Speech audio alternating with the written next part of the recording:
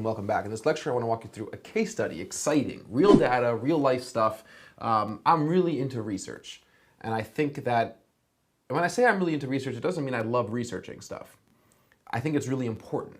It's hard work, it's tedious, it takes a lot of reading, and there's a lot of more fun things you could be doing with your time, granted. But research helps generate better advertising campaigns. Research helps you really advertise with intelligence. And creative people tend to not like research. Maybe they find it's too conforming, or their artistic license might be quelled or might be hurt, or they might not have as much creative freedom. But research is really, really important. And there's no more important place for research than when it comes to writing sales copy. Remember that we're here to make a profit. We're here to be salespeople in pixels, salespeople in a digital landscape. And salespeople who really are profitable, and you could take lessons from the direct mailers from way back in the 20s, and some of my, not to go into my advertising idols too much right now, but Claude Hopkins and Albert Lasker from the 20s, 30s, and 40s, and then David Ogilvy in the 50s and 60s. If you read up some of their books, I highly recommend reading Scientific Advertising by Claude Hopkins, read My Life in Advertising by Claude Hopkins, read The Man Who Sold America, which is the biography of Albert Lasker, who was Albert Lasker is really considered the father of modern advertising. David Ogilvy, Confessions of an Advertising Man. These are some incredibly, incredibly insightful books to read, and you'll see how these people spend so much time researching the products, researching what consumers wanted, really understanding it, because they knew that if they could write good sales copy that spoke to the desires of the consumer, as opposed to just guessing what they wanted based on their own feelings, they'd be much more successful. And all three of those people attribute a lot of their success to the ability they had to research and to understand, to find out what the consumer wanted. So let's show you how some research, and not even that much research, but how a little bit of research went a really, really long way. So let's jump into our slides. First of all, what you're seeing here is two ads, and we'll get more into these images a little bit later on. I blurred out a little bit here for the sake of protecting the identity of our client, but it's a medical company. And the top ad was the original ad. And the main thing to focus on is, because what's blurred out is really just the company name, and it's consistent in both ads, is we beat any competitor by $200. And that's a great line. Like that's talking about price. People care about price quite a bit, so it's not bad by any means. And let's take a look at the conversion rate was 9.59%. The click-through rate was 3.65%, right? Not bad numbers by any measure. But now let's take a look at this ad down here.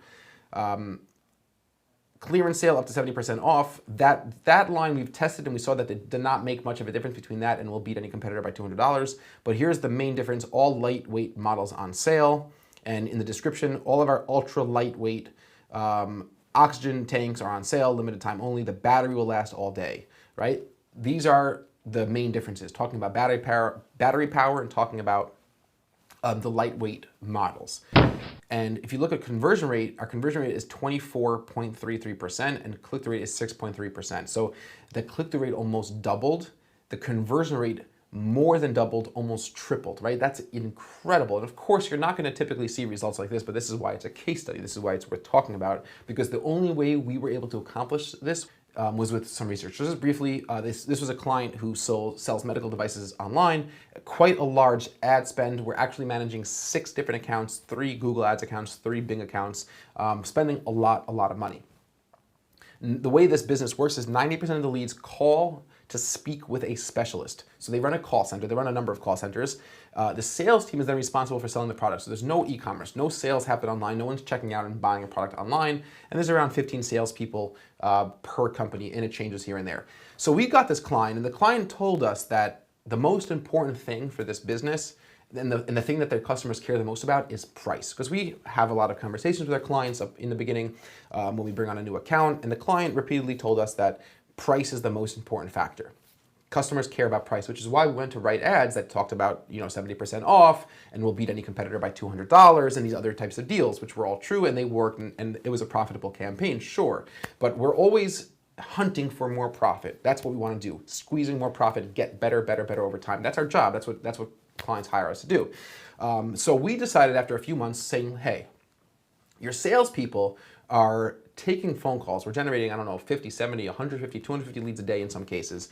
And your salespeople are on the phone all day long with your customers. The client, we love you and we appreciate your feedback, and we literally had this conversation with them saying, it's possible that you're overlooking something that the salespeople are catching, and we should really communicate directly with the sales team to ask them some questions. And they were totally on board with that. They're like, absolutely. So like I said, we scheduled these interviews and we started developing a matrix of questions. It's worthwhile to study some market research techniques because these questions were written with proper principles of surveys and conducting these surveys.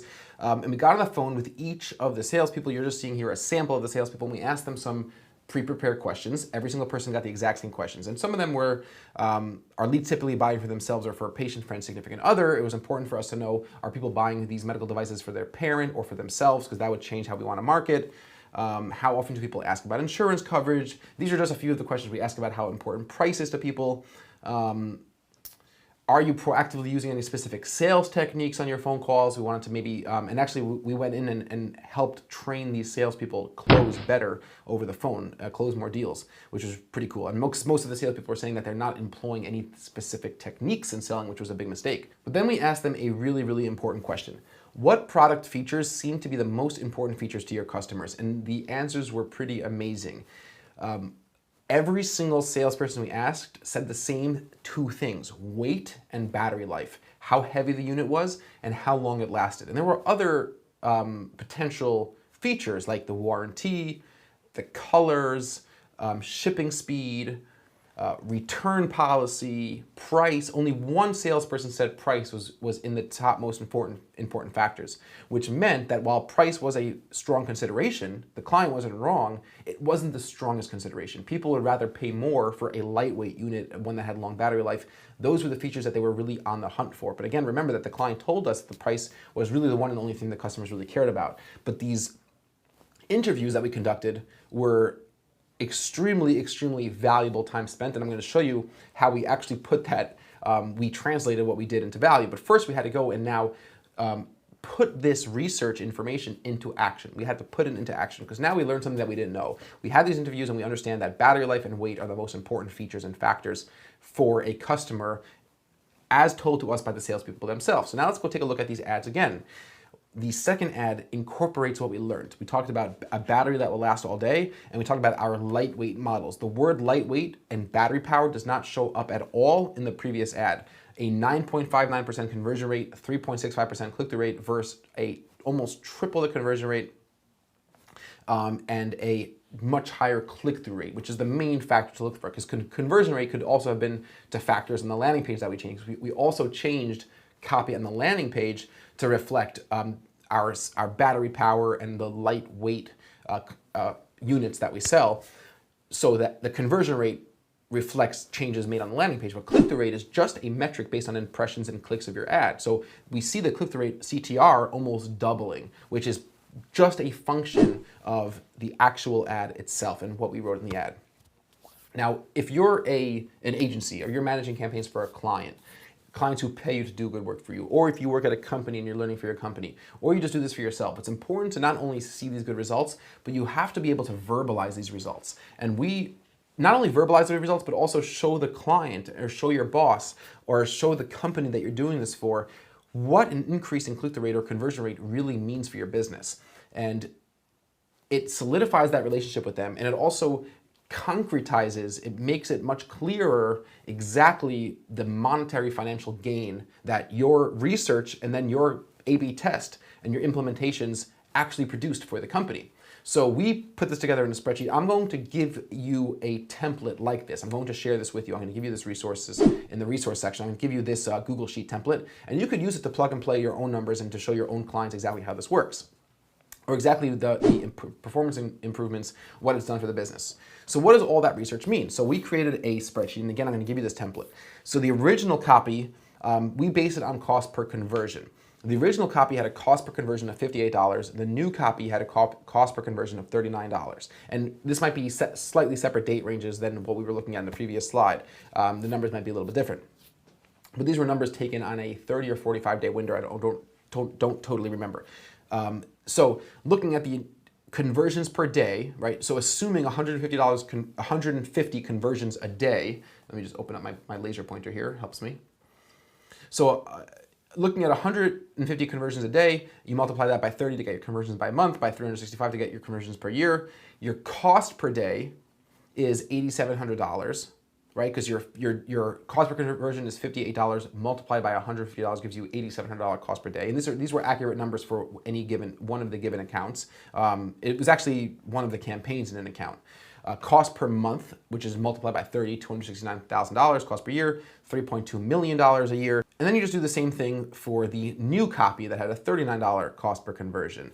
And then exactly the number of conversions a day. There's two ways to analyze the performance benefits. You could look at cost savings. So if we assume the exact same, if we assume that we maintain this 150 leads a day, we could talk about how much money we're spending less with our improved copy. So cost savings per day come out to $2,850 because you subtract the difference of what you're spending now to get those 150 leads versus what you were spending before to get those 150 leads at $58 a conversion. This might sound a little bit tricky, but in the template that I give you, you're going to have all these formulas pre-built, so you can just plug and play. So $2,850 a day in savings, $88,000 a month in savings, $1 million a year in savings. So I was able to present it to my client, and I said, hey, listen, you're paying us a good fee to manage your campaigns. I want to show you that with just a few changes that we've made, just some research, these are actual numbers that you're now saving every month. Your company is saving $88,000 in ad spend a month to get the same number of leads, to get the same revenue to your business. And you put that in a sheet and you show them that the numbers don't lie. If I just tell them, hey, I think we're saving a lot of money, like we saw an increase in click-through rate. Okay, great. You have an increase in click-through rate, very nice. But what does that really mean to a client? Clients and companies that advertise speak in business metrics. They talk about finance, money saved. So now you can really show them, oh, what is that increase? What is that going from 3% to 6% in click-through rate and going from 17% to 24% in conversion rate? What does that actually mean in the bottom line? It means $88,000 less spent per month. You could also phrase the benefits not necessarily in cost savings, but in additional business scale.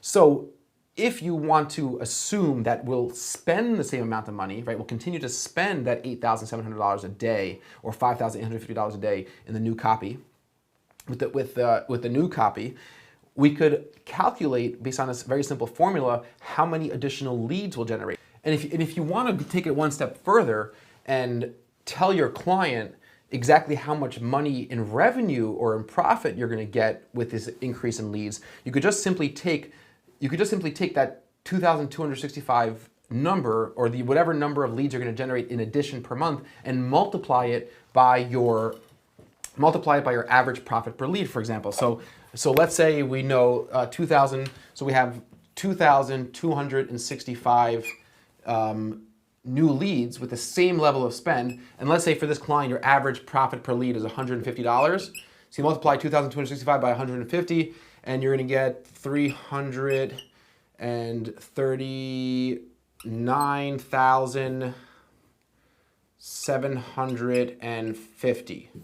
Okay, so you're going to have $339,750 in additional spend. So you could phrase it as 88 grand saved over 30 days, or 339 grand made over 30 days with an additional 2,000 and change leads. So cool stuff, right? So you show that research and you all of a sudden see clearly how incredibly effective your results were. And that all came from myself and 3 colleagues sitting down at the conference room table, which is right over that wall over there, getting on the phone with 15 salespeople, 15 salespeople, I guess, right? 15 salespersons, 15 salespeople, 15 salesmen and saleswomen, and asking them some basic questions about the business. So it's really cool stuff, I think. I hope you think it's pretty cool stuff too. And I hope you use this template really, really well, and I hope it helps you increase your business, and I hope it helps you increase the relationship you have with your clients, and I also hope it helps you visualize your own, if you're advertising for your own business, this will help you see the results of what might look like even minor changes and minor increases in performance. So research, best practices in ad writing. I look forward to seeing you guys very soon in the next lecture.